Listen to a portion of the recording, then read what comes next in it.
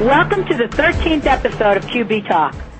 My name is Susan Spencer, and I've spent the last 20 years talking football and business, and I know how much that helped me succeed.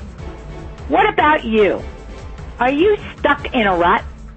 Have you been passed over for promotions?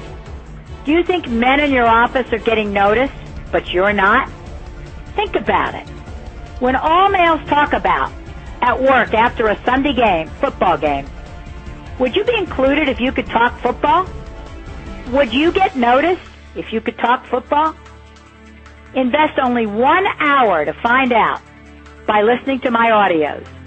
Do it and watch how everything changes in your career and life. The last episode of QB Talk, we added another skill a quarterback must do really well. Manage the time on the clock. Follow your quarterback and give him a failing or passing grade each week on his clock management.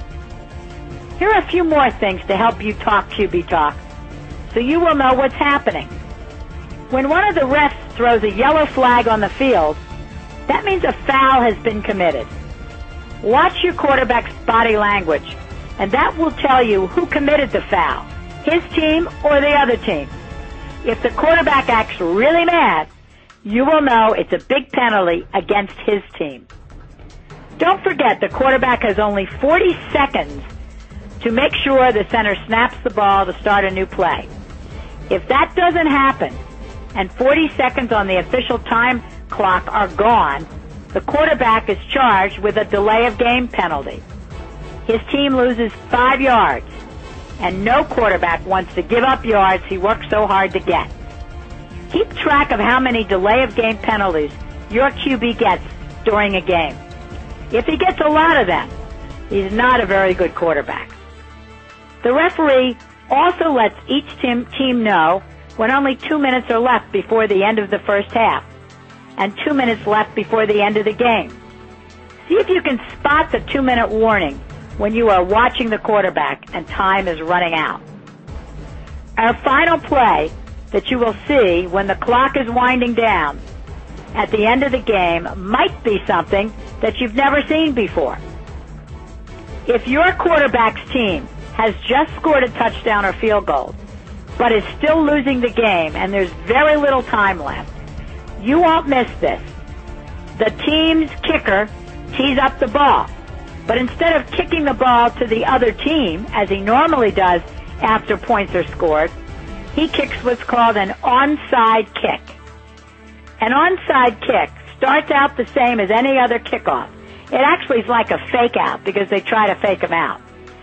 But it's kicked in a particular way to give the kicking team the best chance of getting the ball right back instead of having to turn it over to the opposing team. Typically, the ball is kicked in a diagonal direction and is close to the offensive players on the kicking team. If the kicking team kicks the kick and one of their players recovers the ball, they get to keep the ball and try to score again. If your quarterback comes immediately back on the field after it was a kickoff, you know the onside kick by his team was successful. Don't forget to watch for a Hail Mary pass if an onside kick is successful, especially when there's less than a minute left on the clock. So now you know what dropping a yellow flag means and how a QB gets penalized for taking too long to call a play and how to identify an onside kick. Each episode you are getting closer and closer to talking impressive QB talk with others, with anybody. So don't give up now. My next episode of Coach's Corner finally looks at one of the best starting quarterbacks in the NFL. His name is Tom Brady, and he is the quarterback for the New England Patriots.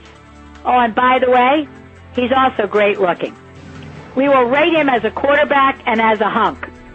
You can help me pick him apart. So stay tuned to Quarterback Talk. No matter what else you do, keep talking QB Talk and watch how your life changes.